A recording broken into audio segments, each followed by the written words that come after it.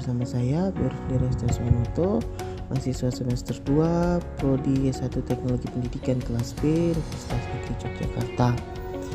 Kali ini saya akan membagikan sedikit pengalaman saya kepada teman-teman semua tentang bagaimana pengelolaan pembelajaran dapat terlaksana dengan efektif dengan bantuan Learning Management System pada jenjang perguruan tinggi. Nah, untuk mempelajari materi ini lebih lanjut, mari kita lihat di slide berikutnya. Nah, yang pertama harus kita pahami terlebih dahulu tentang karakteristik peserta belajar di jenjang perguruan tinggi. Nah, karakteristik peserta didik dapat diartikan sebagai keseluruhan pola kelakuan atau kemampuan yang dimiliki peserta didik sebagai hasil dari pembawaan dan lingkungan, sehingga menentukan aktivitasnya dalam mencapai cita-cita dan tujuannya. Nah, dengan kata lain, karakteristik peserta didik adalah latar belakang pengalaman yang dimiliki oleh peserta didik tersebut, termasuk aspek-aspek lain yang ada pada diri mereka. Nah, adapun karakteristik peserta belajar sebagai pijakan pembelajaran itu kita mengenalnya ada 7. Yang pertama itu pengetahuan awal, kemudian gaya kognitif, kemudian gaya belajar, motivasi belajar, perkembangan emosi, kemampuan sosial, dan budaya peserta belajar. Nah, kemudian kita setelah memahami tentang karakteristik peserta belajar, jadi pada umumnya karakteristik peserta belajar itu sama dari jenjang sekolah dasar atau taman kanak-kanak sampai perguruan tinggi. Nah, kemudian yang berikutnya kita memahami tentang bagaimana penggunaan Learning Management System pada pembelajaran di perguruan tinggi. Nah, sebelum kita mengenal tentang LMS atau Learning Management System, kita harus tahu dulu LMS itu masuk dalam sebagai bagian dari e-learning. Apa itu e-learning?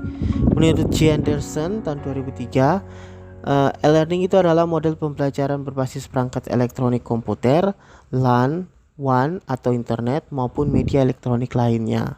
Jadi e-learning is a learning using information and communication technology. Ya, jadi kita mengenal karakteristik e-learning itu ada 4. Yang pertama itu interaktivitas, berbicara mengenai jalur komunikasi, sinkronus dan asinkronus, kemudian kemandirian, kemudian aksesibilitas, yaitu bahan ajar yang beragam dan dapat diakses di mana saja dan kapan saja. Yang keempat itu pengayaan, bahan ajar mudah diulang dan mudah memonitor progres dan melihat hasil pembelajaran. Serta yang kelima itu tracking, proses perekaman jejak menjadi lebih transparan. Kemudian yang berikut ada unsur pendukung e-learning. Unsur pendukung e-learning ini kita kenal ada 4. Yang pertama itu aktor.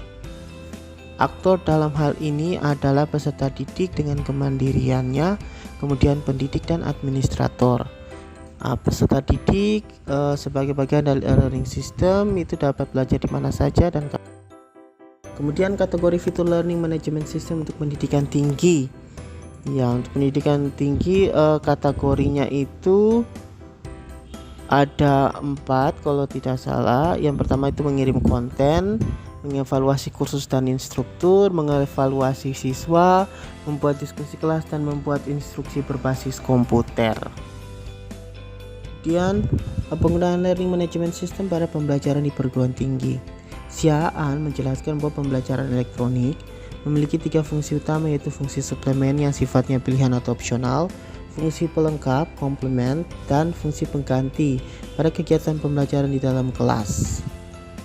Nah, adapun model pembelajaran yang biasanya dikembangkan di LMS meliputi 3 modul pembelajaran, yaitu modul pengukuhan untuk mengukuhkan pembelajaran pengajar atau mengukuhkan pembelajaran mahasiswa, terdiri dari aktivitas induksi yang bertujuan untuk menarik perhatian pelajar kepada topik atau pelajaran yang akan dipelajari, penjelasan dan contoh-contoh keterkaitan pelajaran yang akan disampaikan, dan latihan sebagai menilai pemahaman pelajar.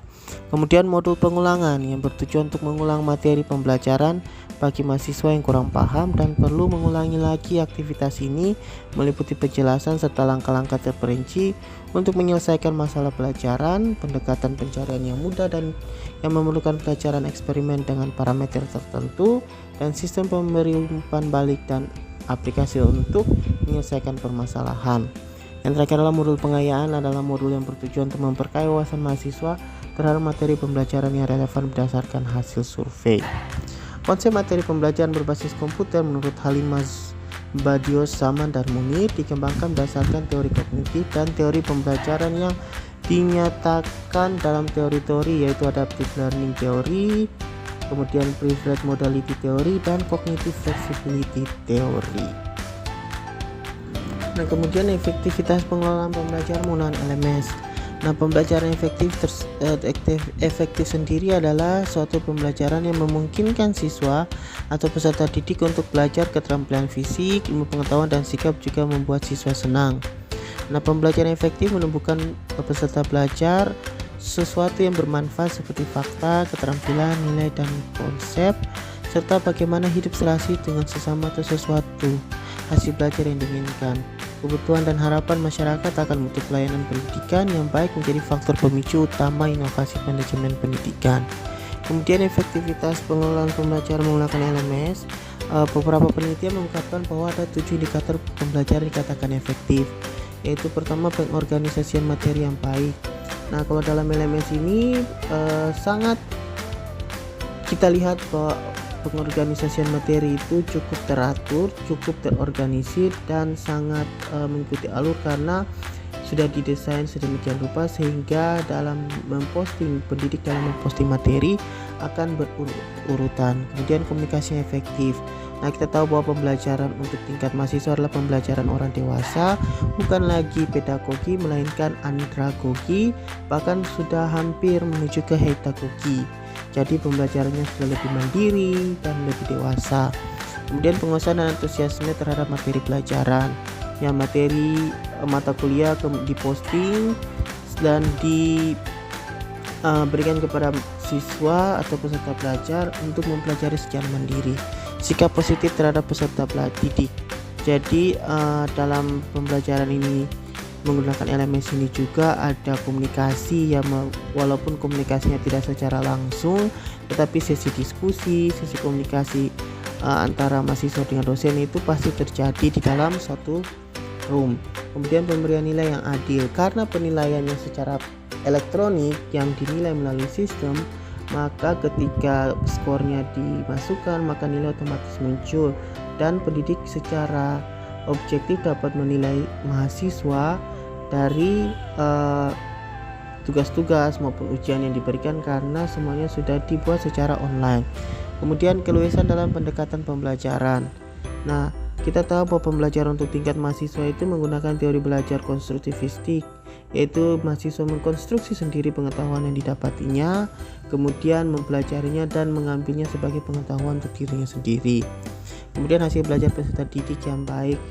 Hal ini kita dapat lihat bahwa nilai yang diberikan juga karena dinilai oleh sistem, maka secara objektif yang didapat sesuai dengan apa yang mahasiswa berikan. Jadi ketika tugas-tugas dikerjakan, diberikan nilai, maka nilai akhirnya juga akan sama seperti proses yang sudah dilalui.